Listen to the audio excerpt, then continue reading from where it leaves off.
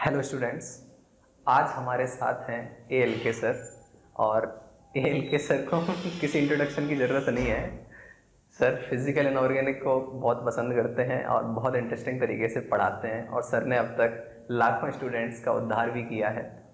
और इसी सीक्वेंस में हम जो बच्चों की काउंसलिंग में हेल्प हो सके उससे रिलेटेड हमने एक सीरीज स्टार्ट की है, जोसा में हेल्प करने के लिए, काउंसलिंग में हेल्प करने के लिए कि किन बच्चों को कौन सी ब्रांच लेनी चाहिए। उसके लिए सर खुद मैकेनिकल इंजीनियरिंग से पढ़े हुए हैं, तो मैकेनिकल के बारे में ऑफ कोर्स सर बहुत बेहतर अंडरस्टैंडिंग भी रखते हैं, और सर ऑफ कोर्स साइंटिस्ट भी रह चुके हैं, है ना। मतलब एक ऐसा कहते हैं ना, एक लेवल वाली चीज़ है सर अपने आप में।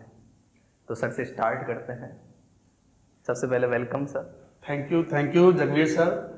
जगवीर सर केमिकल इंजीनियर हैं, और जैसे आज हम ब्रांच की बात करने वाले हैं तो कई बार ऐसा होता है कि एक केमिकल का व्यक्ति है, एक मैकेनिकल का व्यक्ति है, तो कई बार 60-70% कॉमन होता है मैकेनिकल और केमिकल ब्रांच में। Yes sir. तो सर मैकेनिकल में मैं जो भी बातें कहूँगा, हालांकि मैं थोड़ा पुराना हो गया हूँ, आप थोड़े ताजे पढ़े हुए हैं, तो बच्चों को थोड़ा ज़्यादा अच्छे से इनपुट भी दे सकते हैं। फिर भी मैं अपने तरीके से पर्सपेक्टिव जो मेरा है, जो मैंने देखा है, जो मैंने इंडस्ट्री में काम किया है टीचिंग से पहले, मैं वो बच्चों को देने की कोशिश करूंगा। फिर भी आपको कहीं कुछ लगे कि नहीं सर अब ऐसा नहीं है, पहले था, तो आप मुझे प्लीज करेक्ट कर सकते हैं sir, because chemical engineering is nearly 60-70% common with mechanical engineering.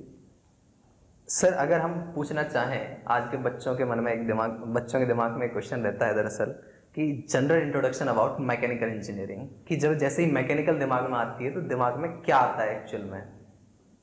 देखो बच्चों, अगर एक समय पर जाओ आप 40 साल 50 साल पहले, आप अपने पापा जी या और सीनियर लोगों के पास जाओ 1960s, 1970s, 1980s में, तो आप ये बात देखोगे कि पहले 3 ही ब्रांच हुआ करती थी। सिविल इंजीनियरिंग, जो कि कंस्ट्रक्शन के लिए lot of construction took place, चाहे वो ब्रिजेस हैं, चाहे वो बड़ी बिल्डिंग्स हों, चाहे वो मैसोनरी स्ट्रक्चर्स हों, चाहे वो डैम्स हों, सिविल इंजीनियरिंग चाहिए होती थी। फिर electrical engineering, because electricity is needed to be supplied to the villages, the cities, and lot of equipments जो हैं वो इलेक्ट्रिकल इंजीनियरिंग में चाहिए होते हैं। और ऐसी मैकेनिकल इंजीनियरिंग है, कोई भी चीज़ मैन्युफैक्चरिंग करनी है, कोई भी चीज़ प्रोडक्ट डिजाइन करना है, तो मैकेनिकल इंजीनियरिंग तो चाहिए। और वैसे भी मैं एक बात बोलता हूँ, जैसे शब्द इस्तेमाल होता है machine. Machine is something that reduces the human efforts and does the activity in a more efficient manner. तो वो मशीन को डेवलपमेंट करते करते करते मैकेनिकल इंजीनियर ही मशीन को डिवाइस करते हैं, और ह्यूमन एफर्ट्स कम करके वो यूजेबल चीज बनाते हैं for the society, which can be used for the society in general. आज देख लो आप, कारें किस फॉर्म में आती थी। मुझे याद है 90s में मारुति इंडिया में आई थी सुजुकी के साथ में, तो मारुति 800 चलती थी, अब तो खैर डिसकंटिन्यू हो गई है। छोटी सी डब्बा टाइप की कार होती है, अब तो थोड़ा अवॉर्डेबल सी लगती है। उस समय एक पुरानी कार भी चलती थी, पद्मिनी की आती थी सर, पाल के नाम से, पद्मिनी ऑटोमोबाइल लिमिटेड, और भी कारें आती थी। आज देखो कारें किस फॉर्म में आ गई हैं। आजकल तो कन्वेंशनल फ्यूल पे भी नहीं चलती कारें, आजकल हाइड्रोजन फ्यूल वाली कारें भी आ रही हैं, और डिजाइन भी देखो तो कितना, ये सब मैकेनिकल इंजीनियरिंग का तो पार्ट है। Not only that, mechanical engineering में देखो ना, तो उसके बगैर तो हम लाइफ को सोच ही नहीं सकते। आप पावर प्लांट्स में पावर जनरेशन हो गया, चाहे वो गैस बेस्ड पावर प्लांट हो, चाहे थर्मल पावर प्लांट हो, चाहे वो न्यूक्लियर पावर प्लांट हो, whatever structures are needed, whatever systems are needed, that all mechanical engineering। साथ ही साथ मेटल इंडस्ट्री, बगैर मेटल्स के क्या है, मतलब मेटल्स के बगैर कोई जिंदगी सोच सकते हैं कि हम, तो मेटल्स मैन्युफैक्चरिंग प्रोसेसेस, उसके अंदर अब कई बार बच्चे सर मेटल्स तो मेटलर्जी हो गया ना। मेटलर्जी इज काइंड ऑफ बेटा जी of mechanical engineering, production engineering, industrial production engineering, mechanical engineering, welding technology, ये सब छोटे छोटे बच्चे हैं मैकेनिकल इंजीनियरिंग के। एक टाइम था जब 3 ही ब्रांच हुआ करती थी, आज देखो तो 20 ब्रांच हैं जिसमें हम ग्रेजुएशन कर सकते हैं, बीटेक कर सकते हैं। पहले बहुत सारे कॉलेजेस में इंडस्ट्रियल प्रोडक्शन नहीं हुआ करती थी, अब इंडस्ट्रियल प्रोडक्शन आ गई है। वेल्डिंग टेक्नोलॉजी पहले रिसर्च का एक फील्ड हुआ करता था, और अलग सब्जेक्ट होते थे, ब्रांच नहीं होती थी। अब IIT रुड़की के अंदर आई थिंक एमटेक है, जिसके अंदर बच्चे बिल्डिंग इंजीनियरिंग पढ़ते हैं। तो कहने का मतलब है कि कोई भी मशीन आप कंसीव करो, सोचो, आपको मैकेनिकल इंजीनियरिंग चाहिए। चाहे वो पावर प्लांट हो, चाहे वो स्टील या मेटल मैन्युफैक्चरिंग हो, चाहे वो ऑटोमोबाइल इंजीनियरिंग हो, चाहे वो कुछ भी हो सर, तो मैकेनिकल तो मतलब रहेगा ही रहेगा।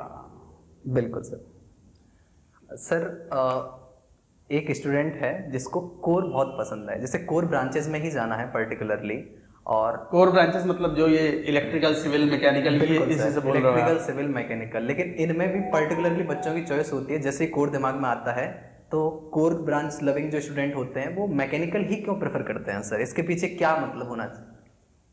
देखो सर, मैं मैकेनिकल इंजीनियरिंग पढ़ा था NIT इलाहाबाद से, तो मेरे को थोड़ा फैसिनेटिंग ये कारवार लगती थी मेरे को कि यार कार है, इसका क्या अंदर मैकेनिज्म होगा, कैसे स्टीयरिंग से कार मुड़ जाती है, कैसे इंटरनल कंबस्शन इंजन्स काम करते हैं जिसमें फ्यूल जाता है, एयर इनटेक होती है और एयर से कंबस्शन कराते हैं फ्यूल का, lot of energy is liberated and that heat energy is converted to the mechanical energy and how this is transmitted to the wheels and we drive.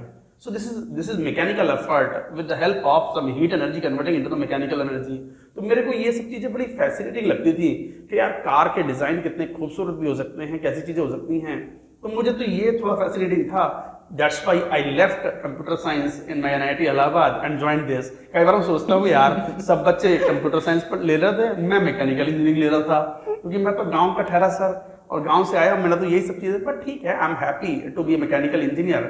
हालांकि अब तो टीचर हूँ, बच्चों को पढ़ाता हूँ, बट मुझे लगता है कि मैकेनिकल को पसंद करने का एक रीज़न शायद ये भी हो सकता है कि ऑटोमोबाइल इंजीनियरिंग या मैन्युफैक्चरिंग प्रोसेसेस जो हैं, आज आप ऑटोमेशन देखो, आप मैकेनिकल इंजीनियरिंग में कैड, कैम, ये computer aided design, computer aided manufacturing. आपको ऐसा थोड़ी होता है कि छेनी हथौड़ा लिया और कोई मैन्युफैक्चरिंग प्रोसेस होते हैं, रोबोटिक डिजाइन होते हैं, आजकल पूरा का पूरा कंप्यूटर बेस्ड, कंप्यूटर एडेड पूरे डिजाइन होते हैं, मैन्युफैक्चरिंग प्रोसेस होते हैं, ऑटोमेटिकली थिंग्स आर प्रोड्यूस्ड।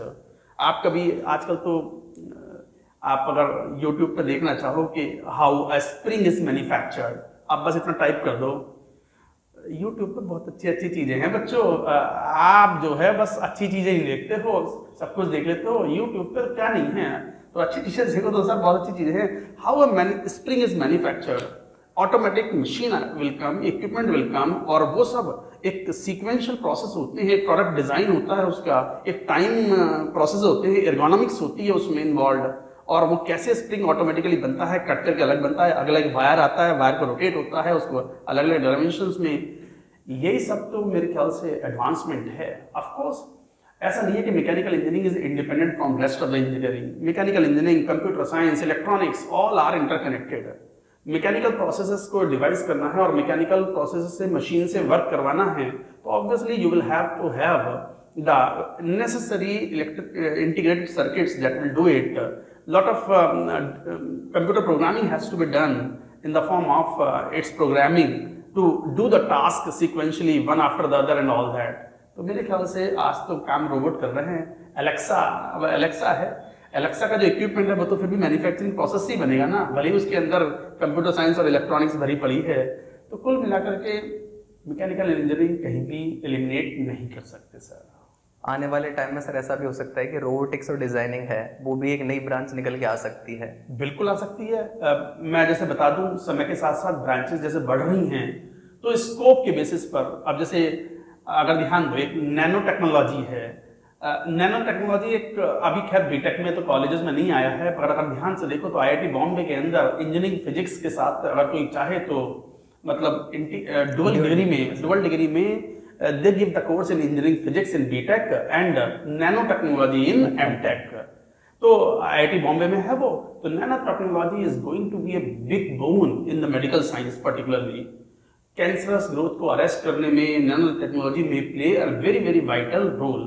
तो मेरे ख्याल से नैनोटेक्नोलॉजी के अंदर भी काफ़ी कुछ मैकेनिकल इंजीनियरिंग का ही एप्लीकेशन है। मैं तो फिर केमिस्ट्री पढ़ाता हूँ, जैसे बच्चों को सर आप भी केमिस्ट्री पढ़ाते हैं, तो आप जैसे ग्रेफाइट शीट होती है, ग्रेफाइट में कार्बन sp2 हाइब्रिडाइज होता है एंड शीट लाइक स्ट्रक्चर होती है, और शीट को आप अगर रोटेट करके एक सिलिंड्रिकल स्ट्रक्चर बना दो तो it is something like the nano tube will be form, and those tube if you confine with the help of domes, hemispheres, so like nano enclosure will be formed and that can be used for many purposes. मैं बीच में पढ़ता रहता हूँ तो I am just trying, अगर तुम ध्यान से मेरी बात सुन रहे होंगे तो you will be able to connect what I am saying. So this is how chemistry, chemical concepts can be used for manufacturing such kind of things. But manufacturing ऐसा कहने की इमेजिन कर लिया, इमेजिनेशन को रियलिटी में लाने के लिए इंजीनियरिंग तो चाहिए। बिल्कुल सर, यही engineering सोचना है। और उसको रियलिटी में लाने के लिए इंजीनियरिंग तो चाहिए। तो नाउ यू कैन अंडरस्टैंड कि how important is computer aided design and computer aided manufacturing. तो सर मेरे ख्याल से मैं भटक गया अपनी बातों से। नहीं सर, बिल्कुल सही जा रहे हैं, ऐसी कोई दिक्कत तो नहीं है। बच्चों को फैसिनेटिंग इसलिए भी लगता है कि डे टू डे लाइफ में मैकेनिकल इंजीनियरिंग के बगैर हम चीज़ों को देख नहीं सकते। कुछ भी है, आजकल बड़े स्लीक डिजाइन हो गए हैं। आजकल आप मोबाइल यूज करते हो, आप एप्पल देखो, एप्पल का आईफोन नई नई डिजाइन आ रही है 12, 13 देखो, इतने स्लीक बारीक से आते हैं।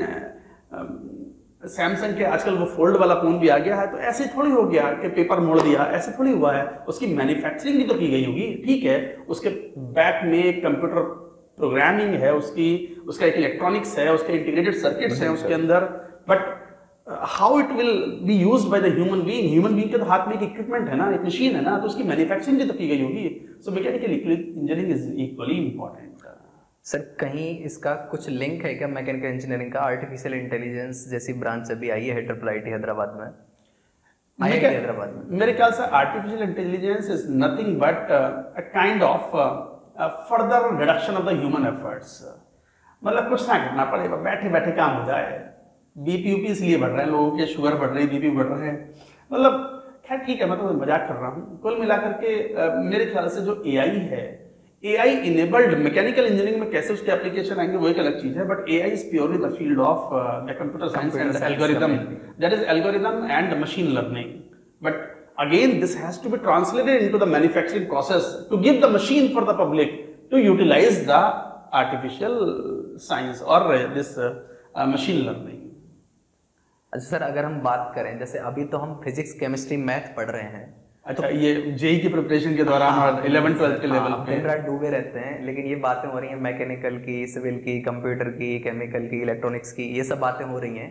तो किस तरह के बच्चों को प्रेफर करनी चाहिए मैकेनिकल? मतलब मान लो कि मैं अगर केमिस्ट्री में अच्छा हूँ सपोज, तो क्या मेरे को जाना चाहिए? देखो वैसे मैकेनिकल तो मैकेनिकल इंजीनियरिंग में मैं थोड़ा सा आपको आइडिया दूं कि फिजिक्स चाहिए होगा खूब भर के, जैसे बच्चे रिलेट भी कर पाएंगे। जैसे फ्लूइड मैकेनिक्स है, जैसे आप केमिकल इंजीनियरिंग है, मैंने कहा ना, प्रोसेस डिजाइन करना है, फ्लो सिस्टम्स डिजाइन करने हैं, कोई वॉल्व डिजाइन करना है आपको, जिससे कोई लिक्विड जा रहा है, कोई हाईली विस्कस फ्लूइड जा रहा है, या मान लो एयर या गैस कोई जा रही है, तो उसको डिजाइन करने के लिए फ्लो सब सिस्टम्स के लिए आपको फ्लो सिस्टम्स डिजाइन करने हैं, तो फ्लूइड मैकेनिक्स चाहिए होगी। आपको कोई इक्विपमेंट बनाना है तो ऐसा ना हो कि एकदम ही टूट जाए, तो उसकी प्रॉपर्टीज, क्या डक्टिलिटी होनी चाहिए, क्या उसकी हार्डनेस होनी चाहिए, क्या मैन्युफैक्चरिंग प्रोसेस होने चाहिए, उसके लिए आपको स्ट्रेंथ ऑफ मटेरियल पढ़ना होता है। तो strength of material is kind of mechanics you study in physics during JEE preparation, like fluid mechanics I told, flow dynamics you have to study, thermodynamics lot of application. Imagine the power plants. हमारे देश में अभी भी major amount of the power is produced by the coal based thermal power plants, NTPC वाले जो भी plants होते हैं। अब एनटीपीसी प्लांट्स में आप हीट को वर्क में कन्वर्ट कर रहे हो। अब ये तो बच्चों को पता ही है कि heat is a random form of energy and work is the organised form of energy, ये तो हम बताते नहीं है बच्चों को। तो हाउ दिस इज कन्वर्टेड, उसके लिए आपको lot of thermodynamics, first law, second law, उनके एडवांस्ड एप्लीकेशंस, वो सभी पढ़ने होते हैं। तो मेरे ख्याल से जिन बच्चों को फिजिक्स के लिए अच्छा इंक्लिनेशन है, खासकर fluid mechanics and this thermodynamics, I think उनके लिए मैकेनिकल ब्रांच पर भी सर एक इंपॉर्टेंट सब्जेक्ट, हाँ, हीट ट्रांसफर, मास ट्रांसफर, मेरे ख्याल से वो थर्मोडायनामिक्स से रिलेटेड चीजें हैं, तो काफी कुछ बच्चे उससे रिलेट कर देते हैं। तो जिन बच्चों को फिजिक्स थोड़ा अच्छा लगता हो, और बेसिक मैथ्स कोई बहुत ज्यादा नहीं, थोड़ा सा चाहिए तो होता है, नहीं उतना मैथ्स नहीं चाहिए होता है जितना कि हमें एल्गोरिथम्स में चाहिए होता है, कंप्यूटर साइंस में चाहिए होता है, बट फिर भी मैथ्स तो चाहिए होता है बेसिक्स। तो मेरे ख्याल से बच्चों को मैकेनिकल इंजीनियरिंग फिर कंफर्टेबल और उनकी लाइकिंग में आ जाती है वो सर। बिल्कुल सर, अगर बच्चों के हिसाब से बात करें कि अल्टीमेटली हमने पढ़ लिया, इंटरेस्ट भी खूब है, और हमें तो सर एक चीज़ चाहिए कि कॉलेज में जिस पर्पज़ के लिए हम गए थे, अल्टीमेटली हमें चाहिए था सर प्लेसमेंट। वो एक मेन चीज आ जाती है सर। ये तो आप कह रहे हो प्लेसमेंट इज वन थिंग यार बच्चों ना, मैं एक बात कहना चाहूंगा, placement is one thing, enjoying the engineering, enjoying your subjects, enjoying your life at the college, that is also important. तो कई बार ठीक है प्लेसमेंट भी इम्पोर्टेंट है। अब वो प्लेसमेंट के चक्कर में तो सर आजकल हर कोई कंप्यूटर साइंस के पीछे भाग रहा है, जो कभी 15-20 साल पहले 10,000 जेईई मेन की रैंक पे मान लो किसी एनआईटी में कंप्यूटर साइंस मिल जाता था, अब वो 3-3 हज़ार पे बंद हो जाता है, 2,500 पे बंद हो जाता है। बट मैकेनिकल इंजीनियरिंग में प्लेसमेंट मेरे ख्याल से ठीक होते हैं। अगर कोर प्लेसमेंट की बात करें कोर कंपनीज में, तो सर जैसे मैन्युफैक्चरिंग प्रोसेस की जो इंडस्ट्रीज होती हैं, जैसे मेटल मैन्युफैक्चरिंग, चाहे वो टाटा स्टील हो, चाहे वो हिंडाल्को हो, और माइनिंग वाली, चाहे वो वेदांता हो, इस तरह की जो मैन्युफैक्चरिंग प्रोसेस है वो भी अब्जॉर्ब करते हैं। ऑटोमोबाइल इंजीनियरिंग में जैसे चाहे वो मारुति है, चाहे वो अशोक लेलैंड है, ये भी प्लेसमेंट, महिंद्रा एंड महिंद्रा है, ये सब आते हैं। टाटा मोटर्स। इसके बाद पावर प्लांट्स एक अच्छा एब्जॉर्बर है मैकेनिकल इंजीनियर्स का। पावर प्लांट्स में खासकर एनटीपीसी है आजकल, हालांकि आजकल ये कॉलेज में आना इन्होंने कम कर दिया है। आप जानते भी हैं बच्चों, बीटेक के बाद आप गेट का एग्जाम लिखते हो। गेट के एग्जाम के अब आजकल 2 पर्पज हो गए हैं। एक तो ये कि आप अगर पोस्ट ग्रेजुएशन करना चाहते हो इंजीनियरिंग में, तो आपको आईआईटी से एमटेक, एनआईटी से एमटेक करने के लिए आपको गेट चाहिए होता है। दूसरा, कई पीएसयूज जो हैं, पब्लिक सेक्टर यूनिट्स, वो गेट के स्कोर के बेसिस पे आपको एक क्वालिफाई करते हैं फॉर द इंटरव्यू एग्जाम। एक तरीके से रिटन टेस्ट वो गेट का स्कोर ले लेते हैं। उसमें मेरे ख्याल से एनटीपीसी हो गया, आईओसी हो गया, बीपीसीएल हो गया, एचपीसीएल हो गया, ये पब्लिक सेक्टर कंपनीज हैं, oil companies, ONGC one of the biggest recruiter है। मुझे याद है जब मैं कॉलेज में था, मैं बताऊं कौन रिक्रूटर्स थे। जब मैं कॉलेज में था तो मेरा प्लेसमेंट हिंडाल्को इंडस्ट्रीज में हुआ था। बनारस के पास एक सोनभद्र डिस्ट्रिक्ट है, वहां पर है ये, रेणुकूट में। तो जैसे कौन कौन सी कंपनी आई थी, ऑयल की मोस्टली कंपनी आई थी, बीपीसीएल, आईओसीएल, ओएनजीसी, ये रिक्रूटर थे। ऑटोमोबाइल सेक्टर में कई कंपनी आई थी। मारुति नहीं आती थी प्लेसमेंट के लिए, मारुति को बाहर से अप्लाई करना पड़ता था। मारुति थोड़ा प्रीमियम भी थी, बट टाटा मोटर्स आती थी हमारे यहाँ, टाटा स्टील वाले आते थे, स्टील के बहुत सारे और मैन्युफैक्चरर भी आते थे। इसके अलावा कैड कैम से मैन्युफैक्चरिंग प्रोसेस वाली इंडस्ट्रीज भी हमारे यहाँ विजिट करती थी। पावर प्लांट्स में जैसे एनटीपीसी वगैरह जो है पहले लेता था, अब शायद ये गेट के स्कोर के बेसिस पर बच्चों को लेते हैं। बिल्कुल सर।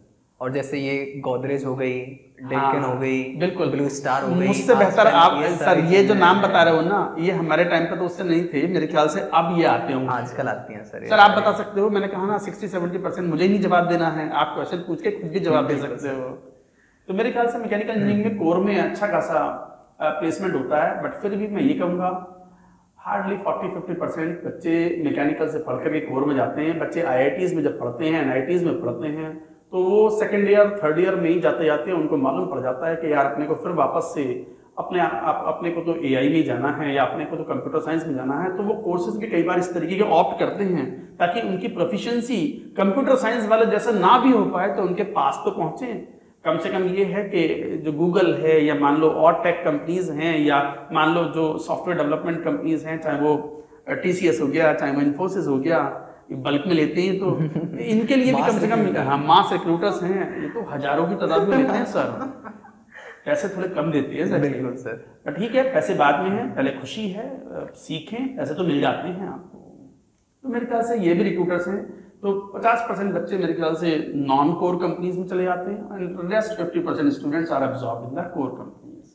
मैं मेरे कॉलेज का स्टेट्स बताऊं सर आपको मैकेनिकल का। सर यहाँ एनआईटी जयपुर से पढ़े हुए हैं सर, एमएनआईटी जयपुर से। तो मैं प्लेसमेंट कोऑर्डिनेटर था, तो हम ऐसे रहते थे कि सब कोऑर्डिनेट कर लेते आपस में कि मैकेनिकल कंपनी आ रही है तो मैं देख लूँगा, कोई इशू नहीं है। कंप्यूटर की भी मैं देख सकता हूँ, किसी दिन मैं नहीं हुआ केमिकल की कोई कंप्यूटर वाला भी देख लेगा, ऐसी कोई दिक्कत नहीं है।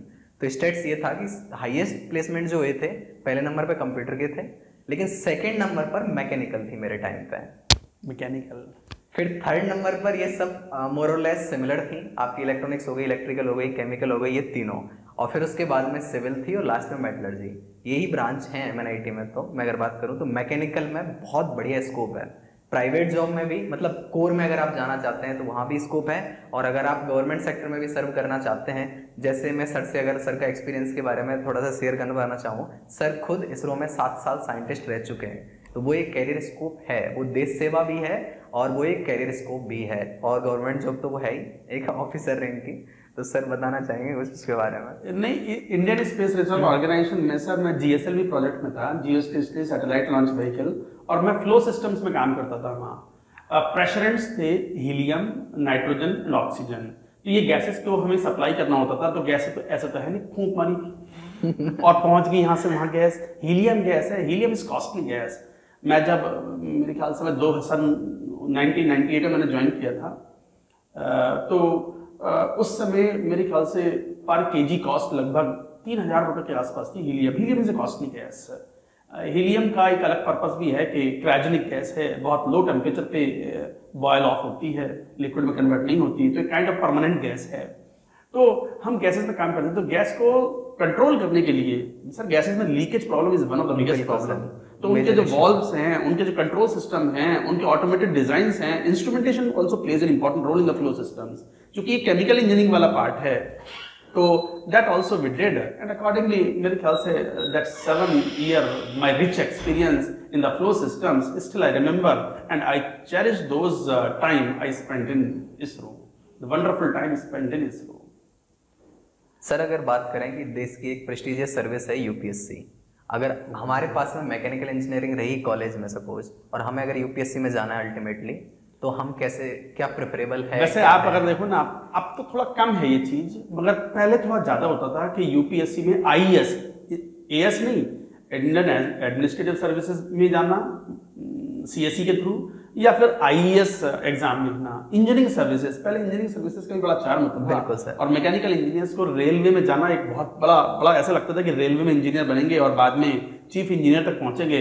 हालांकि अब तो खैर मेरे ख्याल से रेलवे ने आईएएस के थ्रू रिक्रूटमेंट लेना बंद कर दिया है, बट मेरे ख्याल से आईएएस भी एक अच्छा ऑप्शन है, बट बहुत ज़्यादा सीट होती नहीं है इसमें। और सिविल सर्विसेज की बात करें तो जैसे कोर ब्रांचेस में मतलब ही ये था कि भाई सिविल है, इलेक्ट्रिकल है, मैकेनिकल है, बट फिर भी मैंने देखा है, मेरे साथ के मेरा एक क्लासमेट भी है जो AIR 1 था सिविल सर्विसेज एग्जाम में, तो वो मैकेनिकल से था, बट मुझे लगता है ज़्यादातर बच्चे जो सिविल सर्विसेज की तैयारी करते हैं आजकल मैकेनिकल फिर भी कम लेते भी होंगे, बट आजकल तो यू हैव द चॉइसेस। आपका इंटरेस्ट अगर फिजिक्स में है तो you can take physics, you have the interest in mathematics, you can take mathematics. अगर आपको मान लो आर्ट्स के सब्जेक्ट्स कुछ चाहिए हैं तो वो भी आप ले सकते हो, तो आपके पास ऑप्शन तो है ही कि आप मैकेनिकल इंजीनियरिंग से सिविल सर्विसेज एग्जाम लिख सकते हो। इसमें सर एक एडिशनल बेनिफिट ये हो जाता है, अगर आपके पास मैकेनिकल है और आप चाह रहे हो कि मैं मैकेनिकल में ही कुछ अच्छा करूं, तो बहुत बड़ा फायदा है इसका कि हमारी कोर स्ट्रांग हो गई इस बहाने से, और मैं गेट में भी अप्लाई कर सकता हूं आगे, मैं ईएस में भी, माना कि लिमिटेड सीट है वहां भी जा सकता हूं, लेकिन यूपीएससी में ऑप्शनल भी मैकेनिकल इंजीनियरिंग ले सकता हूं, जो मैंने 4 साल पढ़ी है, उसका बेस्ट यूटिलाइजेशन मेरा वहां हो सकता है। मतलब मैकेनिकल इंजीनियरिंग एक नैरो ब्रांच नहीं है, मैं आपको इस शब्दों में रखूं तो शायद आप यही कहना चाह रहे हो कि ये नैरो ब्रांच नहीं है, it has a wide scope in so many directions. You can work in the power plants, you can work in the core companies like oil companies, wherever manufacturing is involved, mechanical engineer is needed. जहाँ machine है वहाँ mechanical, जहाँ machine है वहाँ mechanical engineer है। अच्छा sir, जैसे अगर मैं बात करूँ कि कॉलेज की 4 साल हैं, हर एक इंसान की बहुत इंपॉर्टेंट फेज होता है हर इंसान के फ्यूचर के लिए दरअसल, तो हमें किन किन स्किल्स के बारे में, किन किन स्किल्स पे दरअसल काम करना चाहिए? अगर मैं 4 साल में बात करूं कि मेरा फ्यूचर संवर जाए, बिल्कुल सारी ज़िंदगी बहुत आसान रहे, आगे जाके माना कि बिल्कुल नहीं रहने वाली है, नए नए चैलेंजेस आएंगे लाइफ में, वो बात अलग है, लेकिन 4 साल में मेरे को क्या करना चाहिए जो मेरा वैल्यू एडिशन कर दे अल्टीमेटली? देखो वैसे बच्चे अब आजकल थोड़ा सा उनका लीजर टाइम है, थोड़े मजे मार रहे हैं, सो रहे होंगे मस्त होकर के इस समय। अब कोई एसेट एग्जाम तो बाकी है नहीं, बस जेईई एडवांस का रिजल्ट अब 15 तारीख को आ जाएगा, तो बच्चों को मालूम पड़ जाएगा कि भाई कौन कहाँ जाने वाला है। NITs के रिजल्ट आपके आ ही चुके हैं, मतलब JEE के आ ही चुके हैं। बच्चों आप जब जाओगे ना, कई बार जब आपने खूब जम के तैयारी की है 2 साल 11th-12th में, या ड्रॉप किया है 1 साल बंद करके तैयारी की है, और जब बच्चा कॉलेज में जाता है तो कॉलेज में उसको लगता है कि यार बहुत कम प्रेशर है, तो उसे ऐसा लगता है मैं जेल में से बाहर आया, और कई बार वहाँ बिगड़ने के चांसेस थोड़े बढ़ जाते हैं। तो प्लीज़ ऐसा ना होने दें, और आपने जो आपके इथोस हैं, आपकी जो इथिक्स हैं, जो घर से आपने सीखा है, आपकी कोर वैल्यूज़ हैं, आपकी फैमिली वैल्यूज़ हैं, उसको थोड़ा मेंटेन करें। बिगाड़ने वाले भी लोग वहाँ मिलेंगे, बच्चे मिलेंगे, फूंकने वाले भी मिलते हैं सर तरह के होते हैं, बट कोई जबरदस्ती आपके मुंह पे लगा नहीं सकता और जब तक आप ना चाहो, तो थोड़ा सा इन बातों का ध्यान रखें। इन एडिशन टू दैट अपना CGPA अच्छा रखें, परसेंटेज ऑफ द मार्क्स अच्छे रखें, क्योंकि फाइनल ईयर में जब प्लेसमेंट होगा, जो टॉप क्लास कंपनी आती हैं, जो पे भी अच्छा करते हैं, वो उन्हें तो रिजेक्ट करना है ज्यादातर को, और बहुत ही सिलेक्टेड बच्चों को लेना है। तो एक छोटा सा पॉइंट इसमें, हाँ, कि जैसे मान लो कि BPCL आई, मैं जब फाइनल ईयर में था, BPCL रिक्रूटमेंट के लिए आई थी, तो उसने क्या किया कि 8 से ऊपर वाले ही एलिजिबल कर दिए सीधे ही। बिल्कुल मैं यही बात कह रहा हूँ, सीधे एलिजिबल 8 से जो अच्छी कंपनी होती हैं वो बोल देते हैं CGPA 8+ ओनली नीड अप्लाई, और वो बेचारे उससे नीचे वाले जो जिन्होंने मस्ती तो काटी है, छग्गी मारी है, सत्ती मारी है, पंजी तक मारते हैं, तो वो बेचारे इन कंपनीज से फिर वो महरूम रह जाते हैं, फिर वो नहीं अप्लाई कर पाते। तो भाई डिसएडवांटेज तो है। साथ ही साथ जब कोई कंपनी प्लेसमेंट के लिए आती है तो आपको केवल इंजीनियर के रूप में नहीं ले रही है, उस इंजीनियर को वो ये देखती है कि फ्यूचर में ये मैनेजर भी बनेगा, जीएम भी बनेगा, जनरल मैनेजर भी बनेगा, कभी मैनेजिंग डायरेक्टर भी बनेगा और कंपनी को संभालेगा। चाहे वो सत्य नाडेला साहब हों, चाहे वो पिचाई सुंदर पिचाई साहब हों, ये सब इंजीनियर ही तो हैं, बीटेक ही तो हैं। तो उनने ये थोड़ी नहीं है कि ये मैन्युफैक्चरिंग करेगा बस और ये केवल इंजीनियर वाला ही काम करेगा। तो वो एक लंबे विजन के साथ आपको प्लेसमेंट में ले रहे हैं। तो मेरे ख्याल से you should work upon your other skills, like language पे भी एक अच्छा कमांड होना चाहिए। इंग्लिश सर ठीक है, मेरी मातृभाषा हिंदी है, किसी की तमिल है, किसी की तेलुगु है, कोई बंगाली बोलता है, वो तो ठीक है, वो तो हमारी बढ़िया होनी चाहिए। बट इंग्लिश का रोल तो है, तो इंग्लिश पे भी वर्क करना चाहिए बच्चों को, खासकर हिंदी मीडियम स्टूडेंट्स जो अपने राजस्थान के, उत्तर प्रदेश के, बिहार के और मध्य प्रदेश, ये 4 स्टेट हैं सर। अंग्रेजी में हाथ थोड़ा तंग होता है यहाँ, तो इस हाथ को तंग ना रहे तो थोड़ा इंग्लिश पे वर्क करें, न्यूज़पेपर पढ़ें, वहाँ जाकर के इंग्लिश की न्यूज़ सुने और मेरे ख्याल से धीरे धीरे डेवलपमेंट करो तो आपका डेवलपमेंट हो जाता है।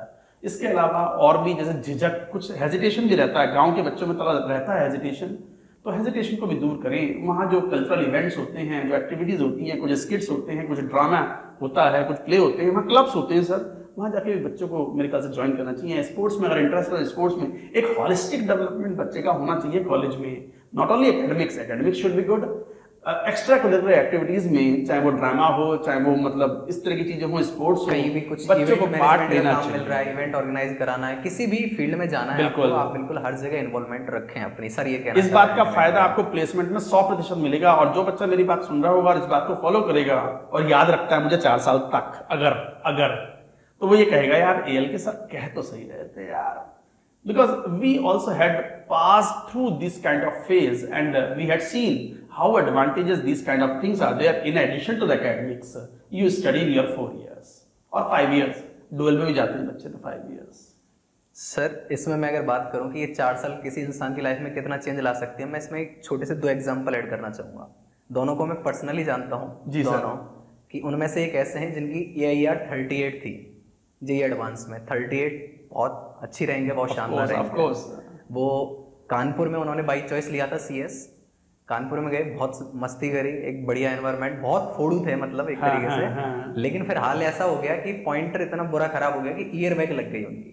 बताओ AIR 38 और ईयर बैग लगना, ये तो गलत बात। उन्होंने 5 साल में सर बीटेक कंप्लीट की अपनी।